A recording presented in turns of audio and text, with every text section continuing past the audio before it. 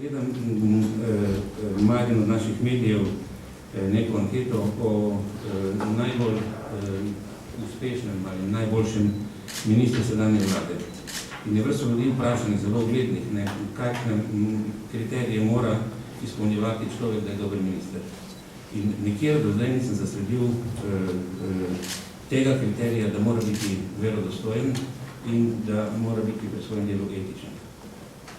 Vi imate tu, mislim, da v Mariboru ne, ampak v okolici nek brezplačnik ali celo dva, ki na nekem področju, ki sicer ni tista politika, pa za politiko zelo pomemben, na področju informiranja, odstopata od meril, ki bi jih morali uporabljati tako z profesionalno kot z splošno družbenega vidika.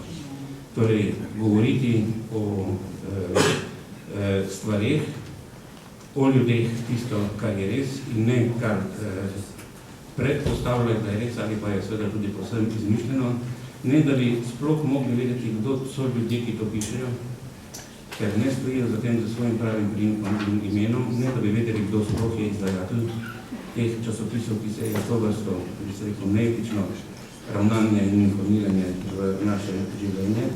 In seveda, da ne govorim o drugih vidikih tega.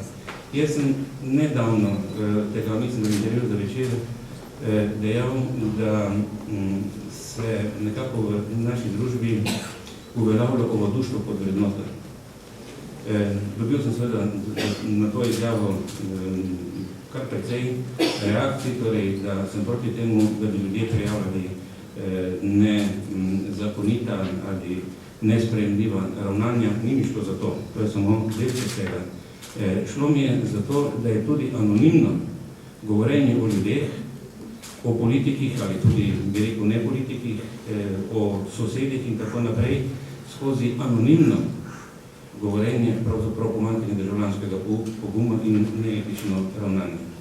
Ampak da ne zelo raztegujem tega odgovora, no vse zadnje danes je človek zasut z množično informacij, tudi iz parlamenta zdaj prenaša tako imenovani tretji kanal, kjer si se človek ne ve, kdaj in kaj bo na njegovem sporedu, ampak tam preko tega kanala vendar lahko vidite, kako kdo od poslancev nastopa v parlamentu, čigavi nastopi so verodostojni, argumentirani, etični, ki ne gredo na človeka, ampak ki so stimulirani z pogovorom in odgovornostjo za probleme in reševanje problemov in kdo seveda uporablja etiketiranje ali pa diskvalificiranje ljudi, če uporabljam ta izraz.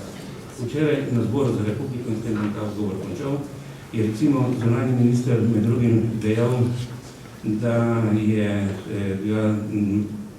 nekdanji predsednik vlade gospod Rop odstavil na pritisk oziroma na zahtevo Foruma 21. Odveč se mi zdi tu seveda zanikati to trditev, nekaj drugega se mi zdi bolj pomembno. Ob vseh dejanjih, ki jih je storil takrat zunanji minister, vseh nesporazumih z takratnim predsednikom vlade, najbrž, tako ne gre podcenjevati gospoda Ropa, ni potreboval nobenega zunanjega impulsa, najmanj pa seveda v Forum 21, da je potegnil potezo in razrešil takrat zunanjega ministra. Hvala lepa.